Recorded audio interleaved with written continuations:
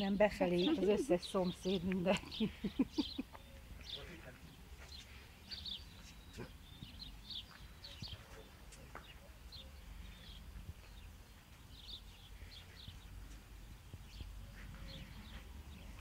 És már szépen leültek. Én azt hittem, hogy elmentek közbe, de akkor ezek szerint nem. Majd most. Nem, ezt ők szeretik a spiccelgetést, ahogy elnéz. Úristen, ott látod mekkora az a Nem. nagy? Úristen, mekkora nagy. Nem látom. Te látsz fürtöt? Ott látok, ott egy nagy fekete fürt. Dani, hogy először Csörög a telefonod, Zsolti. ilyen nagy. Azt hittem az enyém csörög. De hol látsz fürtöt? Ott egy nagy fekete fürt, bent csörög a telefon. Lehet, hogy Rudi hívsz. Az a nagy fekete fürt az az. De basszi, lőd már be az irányát, ha jönnek most már elő. Az, igen. Edith, basszus. Jó, menjél. Én nem vagyok allergiás. De gyertek be Csak azért ne nyugodtan. hagyj itt.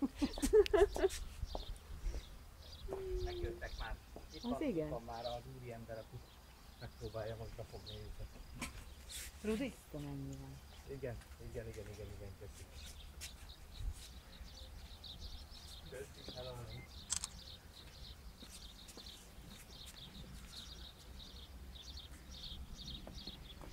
Igen, azt írta, itt is van. Azt írták, hogy szeretik a sövényt nagyon. Jó, hogy nem mentünk oda. Hát pár darab van belőle. Aha. Most ebből elég, hogyha csak 30-40 csípnek. Ez biztos. Na. Oh!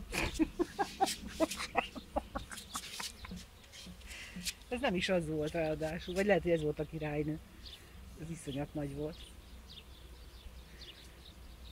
Fölbojdunk. Rozikám.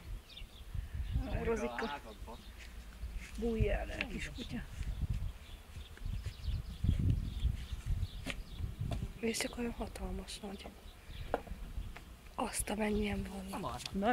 De jó van, szerintem menjünk be. Szerintem be kéne jönni. Azt a oda néz! Jaj. Az volt, ilyen nagy volt. Mennyire